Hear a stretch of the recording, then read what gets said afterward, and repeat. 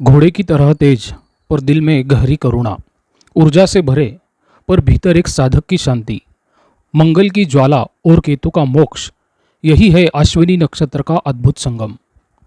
आज हम जानेंगे अश्विनी नक्षत्र में जन्म लेने वाले मेष राशि के जातक का जीवन, भाग्य और उसकी आध्यात्मिक यात्रा। अश्विनी नक्षत्र का स्वामी केतु है और राशि स्वामी मंगल है। इसका प्रतीक घोड़े का सिर है जो गति, ऊर्जा, आरंभिक शक्ति और उपचार क्षमता का द्योतक है। प्राचीन ज्योतिषीय में बृहद जातकम में उसका एक संदर्भ दिया गया है। अश्विन्याम जातकः शीघ्रगामी चिकित्सकः प्रियंवदः। इसका अर्थ यह है कि अश्विनी नक्षत्र में जन्मा व्यक्ति शीघ्रगामी, चिकित्सा या उपचार में निपुण और मधुर भाषी होता है। शीघ्रगामी मतलब जल्दी निर्णय लेने वाला। उसकी पर्सनैलिटी के बारे में अगर हम विचार करेंगे तो अश्विनी नक्षत्र की पहली पहचान होती है गति। यह नक्षत्र स्वयं घोड़े के सिर का प्रतीक है जो हर परिस्थिति में आगे बढ़ने का संकेत देता है। चेहरा उसका तेजस्वी और आंखों में चमक होती है। निर्णय लेने में तेजी, कभी कभी जल्दबाजी भी होती है।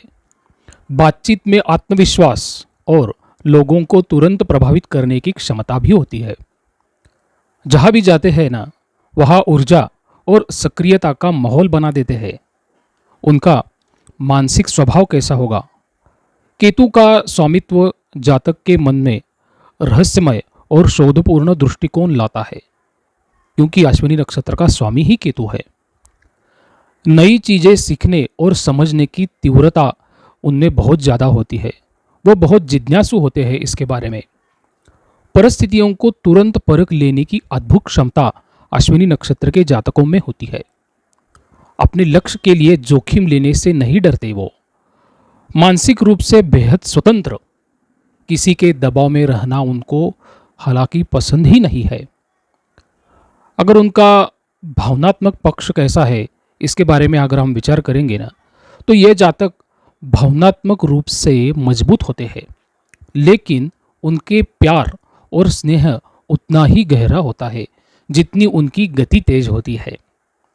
अगर किसी से जुड़ते हैं ना, तो पूरी ईमानदारी से वह जुड़े रहते हैं, कभी वो दगाबाजी नहीं करेंगे। रिश्तों में ताजगी और रोमांच बनाए रखने की चाह उनमें बहुत होती है। भावनाओं में कभी कभी उतावलापन, जिससे गलतफहमी हो सकती है। थोड़ी नकारात्मक प्रवृत्तियां भी उनमें होती है, जैसे कि मंगल और केतु की जोड़ी कभी कभी स्वभाव में अत्यधिक उतावलापन और अधीरता ला सकती है। बिना पूरी योजना के काम शुरू कर देना, ये उनका स्वभाव होता है और ये उनको टालना चाहिए। छोटी सी गलती पर खुद को दोषी मान लेना या गुस्सा आना, ये भी उनका नकारात्मक सोच का ही एक भाग है। जोखिम की हदें कभी कभी ज़रूरत से ज़्यादा पार करना, ये भी उनकी एक नकारात्मक बाजू है। उनकी आध्यात्मिक प्रवृत्ति भी होती है।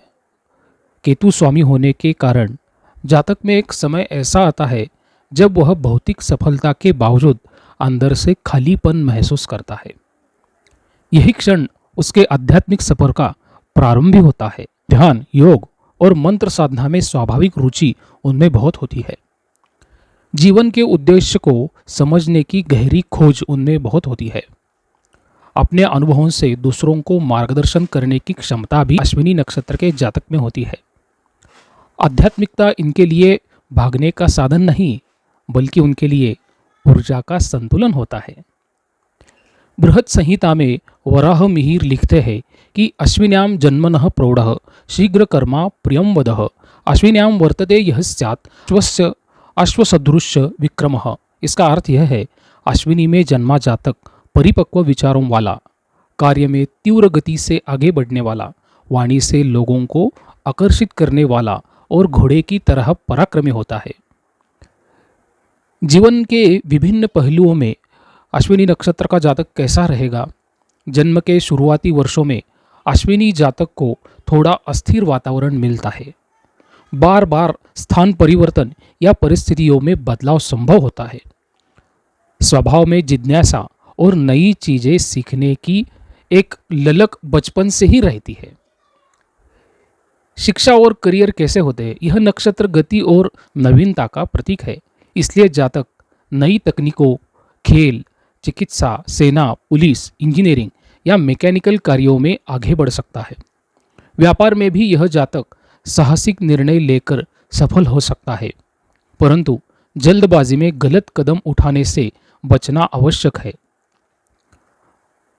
अश्विनी नक्षत्र का जातक है ना, वो मेहनत से धन अर्जित करता है, लेकिन कभी कभी खर्च में असंतुलन और जोखिम भरे निवेश के कारण हानि भी उठानी पड़ सकती है। वित्तीय स्थिरता के लिए धैर्य और दीर्घकालिक योजना आवश्यक है। उनके विवाह और संबंध कैसे रहते हैं? विवाह सामान्यतः अच्छे घर में होता है, लेकिन स्वभाव की तीव्रता और स्वतंत्रता की भावना के कारण मतभेद संभव होते हैं। यदि जातक धैर्य और संवाद बनाए रखे तो वैवाहिक जीवन में सुखमय रहता है। स्वास्थ्य कैसा रहेगा? यह नक्षत्र जीवन में बार बार ऊर्जा में उतार चढ़ाव ला सकता है। सिर, आंखों और रक्तचाप संबंधी समस्याओं का खतरा रह सकता है।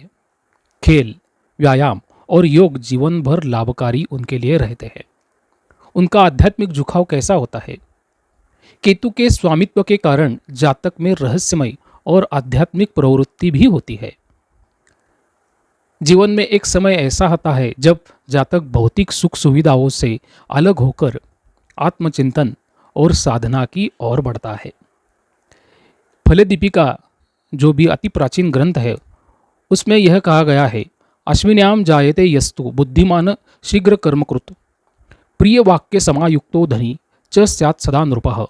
अश्विनी नक्षत्र में जन्मा व्यक्ति बुद्धिमान, शीघ्र कार्य करने वाला, मधुर वाणी वाला, धनवान और राजकीय सम्मान पाने वाला होता है।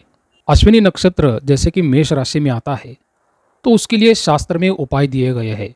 जैसे कि केतु स्वामी है और मंगल राशि का स्वामी है, तो अश्विनी नक्षत्र के जातकों में ऊर्जा, साहस और गति का अद्भुत संयोग होता ही है, लेकिन यही गुण जल्दबाजी, अधीरता और भावनात्मक अस्थिरता भी ला सकते हैं। शास्त्रों में केतु और मंगल के प्रभाव को संतुलित करने के लिए कुछ विशेष उपाय बताए गए हैं। जैसे कि मंत्र जाप आप कर सकते हैं। केतु का बीज मंत्र भी होता है, क्योंकि वो स्वामी है अश्विनी नक्षत्र का। रोज सुबह 108 बार यह जप करने से मानसिक स्थिरता और निर्णय शक्ति में सुधार आता है। और मंगल आपका राशि स्वामी है, तो मंगल का बीज मंत्र भी अगर आप मंगलवार को 108 बार करेंगे तो साहस और आत्मविश्वास भी आपका बढ़ता है। और उसके साथ अगर आप गायत्री मंत्र का भी जाप करेंगे तो आध्यात्मिक उन्नति के लिए वो बहुत लाभदायक रहेगा। पूजा पाठ और देव उपासना अगर आपको करनी अच्छी लगती है तो मंगलवार को आप हनुमान जी की पूजा करें और ज़्यादा से ज़्यादा हनुमान चालीसा का पाठ करें। वो भी अश्विनी नक्षत्र के लिए बहुत लाभदायक रहता है। शास्त्र में यह भी कहा गया है कि शनिवार को पीपल के वृक्ष के नीचे तिल का दीपक जलाए। इससे केतु शांत होता है। भगवान अश्विनी कुमार का ध्यान और प्रार्थना कर सकते हैं। इसको वैद्य देव भी कहते हैं।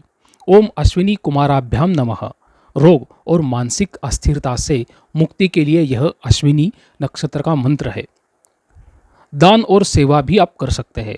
केतु शांति हेतु आप काले कुत्ते को भोजन भी कराइए, ये भी शास्त्र में ही बताया गया है। मंगलवार को लाल वस्त्र, मसूर की दाल और गुड़ का दान भी आप कर सकते हैं। स्वास्थ्य और मानसिक शांति के लिए ज़रूरतमंदों को औषधि दान करें। उनके लिए व्यवहारिक और यौगिक उपाय क्या हो सकते हैं? सूर्य नमस्कार और अनुलोम विलोम प्राणायाम आप रोज कर सकते हैं, जिससे ऊर्जा संतुलित रहती है। निर्णय लेने से पहले 3 गहरी सांसें लेकर सोचें ताकि जल्दबाजी से बचा जा सके। सप्ताह में कम से कम 1 बार मौन व्रत रखें। इससे केतु की सकारात्मक ऊर्जा बढ़ती है। ये व्यवहारिक उपाय है मित्रों। इसका शास्त्रीय प्रमाण भी है और वह जातक पारिजात और फलदीपिका में कहा गया है कि केतु और मंगल के अशांत प्रभाव को मंत्र जप, दान और तप से शांत किया जा सकता है, जिससे नक्षत्र की शक्तियाँ सकारात्मक रूप में प्रकट होती है। तो मित्रों, अश्विनी नक्षत्र के बारे में मेरा जो भी चिंतन था और मैंने पढ़ाई की थी वो आपके सामने मैंने रखी है। तो इसका उपयोग अश्विनी नक्षत्र के जातकों के लिए ज़रूर होगा। तो आपको वीडियो कैसा लगा ये ज़रूर आप कमेंट में बताइए। प्रसाद कुलकर्णी, महाराष्ट्र से पंढरपूर। श्री राम।